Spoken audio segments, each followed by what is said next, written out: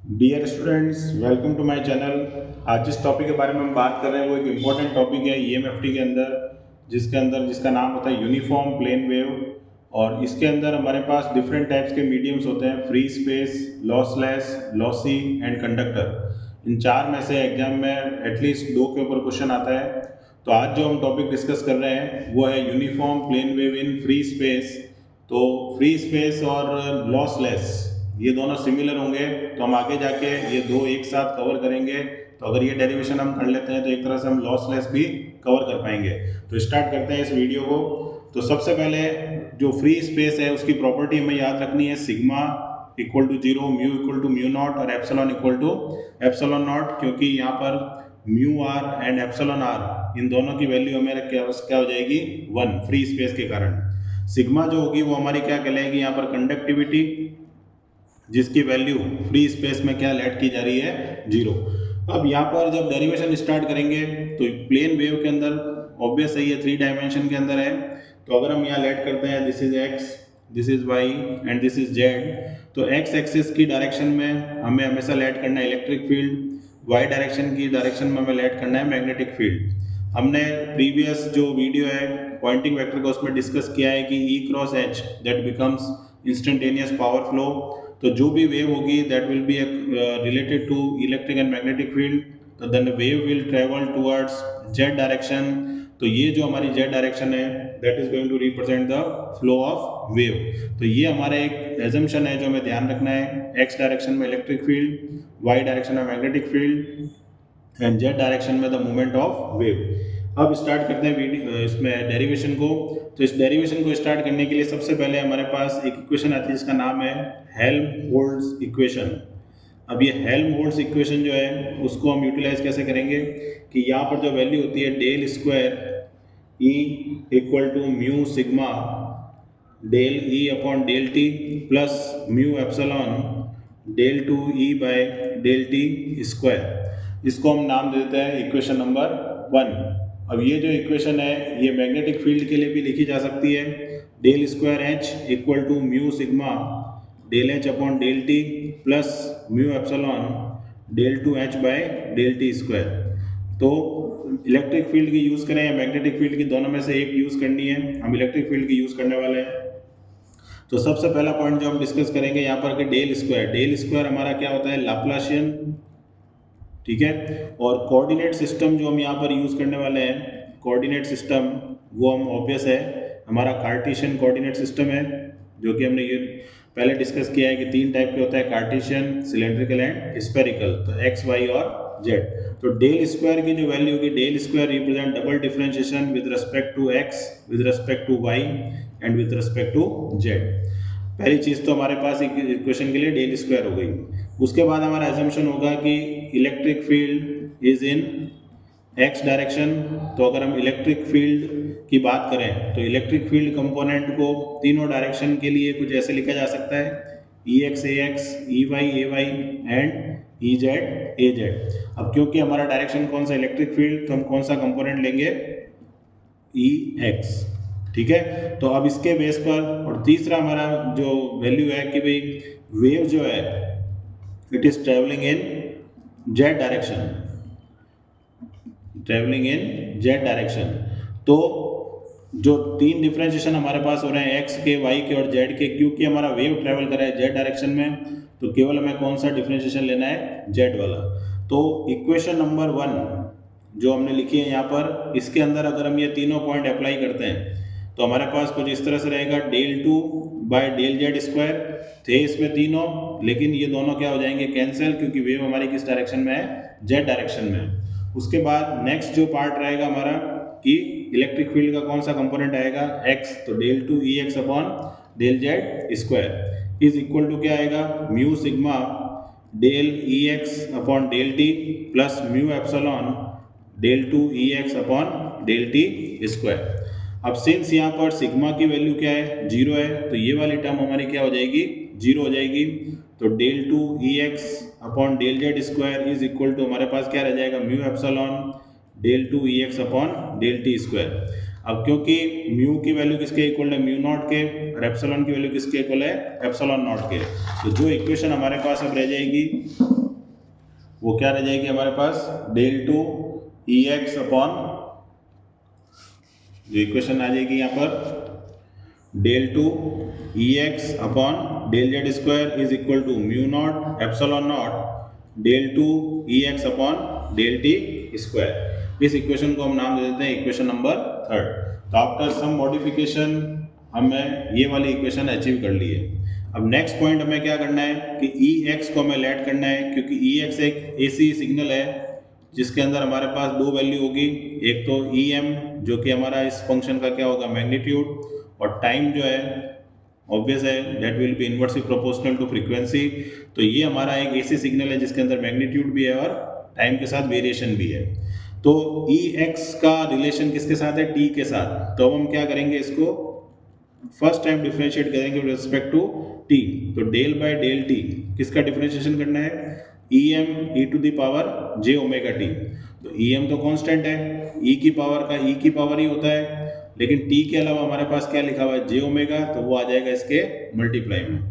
Same चीज़ अगर हम यहाँ पर डिफरेंशिएट करते हैं डबल, तो डबल डिफरेंशिएशन करेंगे अगर इसी चीज़ का मैं करता हूँ, तो ई एम जे ओमेगा पहले से था, फिर से क्या आ जाएगा, जे ओमेगा और E to the power J omega T.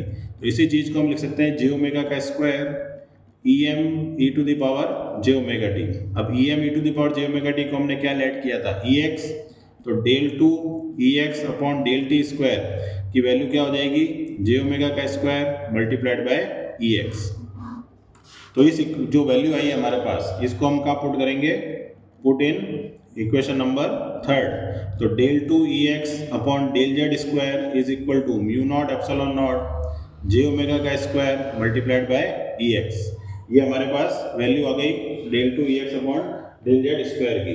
अब यहाँ पर जो हमारे पास वैल्यू आई है, इसको अब हमें एक इक्वेशन के तौर पे यूज़ करना है। तो j का स्क्वायर हम सब जानते हैं कि क्या होता है, -1 होता है, तो इसको हम लिख सकते हैं माइनस जे ओमेगा का square mu not epsilon not E X, और इधर हमारे पास क्या चल रहा है, del two E X upon del Z square. इसको अगर हम इधर लेके आते हैं तो j का स्क्वायर तो हमारा कैंसिल आउट हो चुका है, जे स्क्वायर -1 हो चुका है, तो del two E X upon del Z square plus omega square mu not epsilon not into E X that is equal to 0।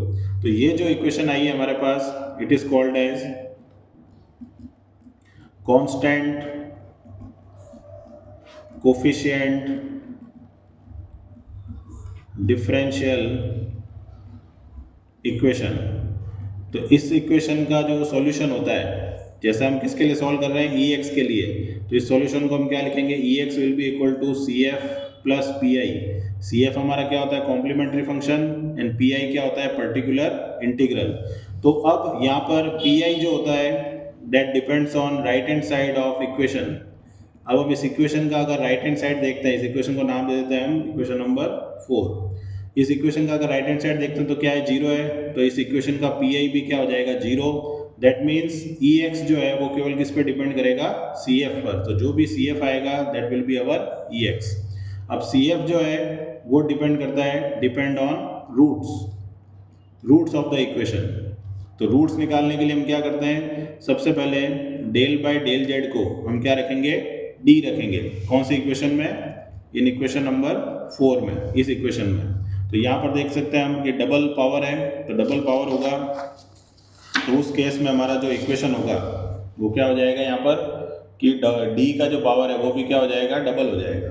तो क्या हो जाएगा, D square E X plus omega square mu not epsilon not E X that is equal to 0।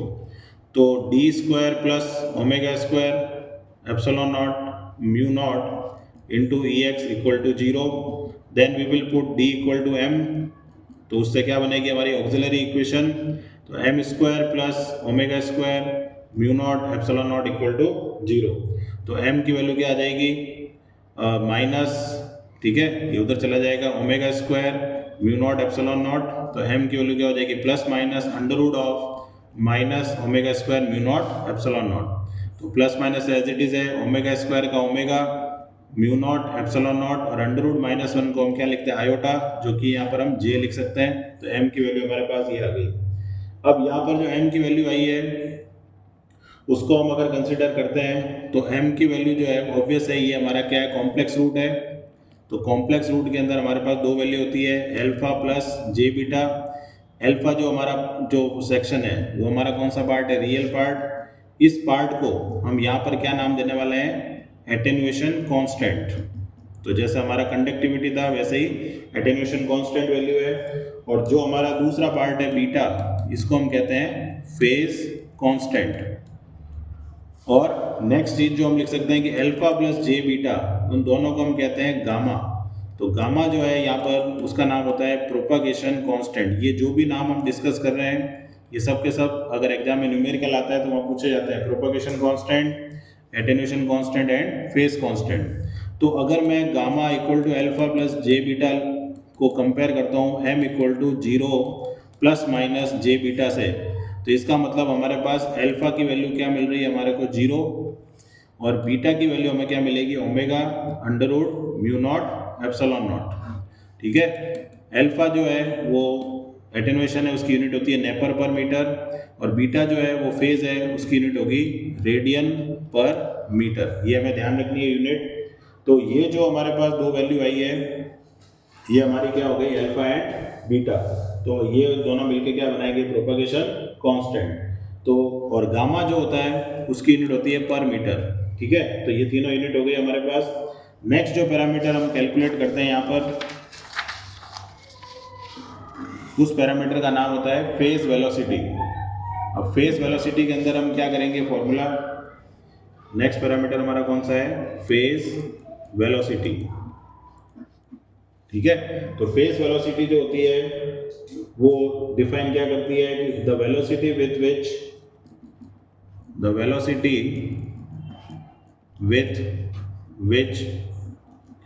The phase of propagating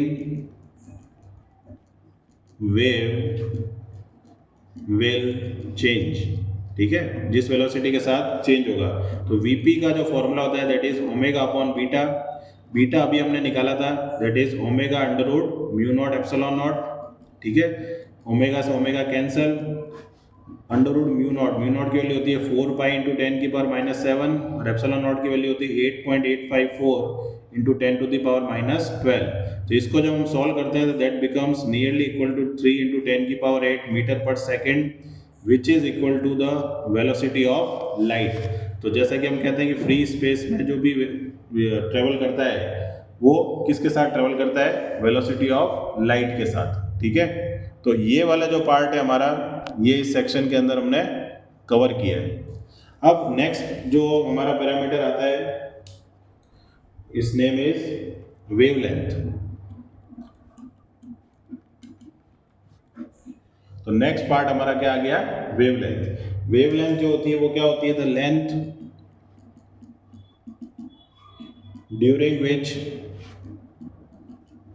phase of wave changes 2 pi radian.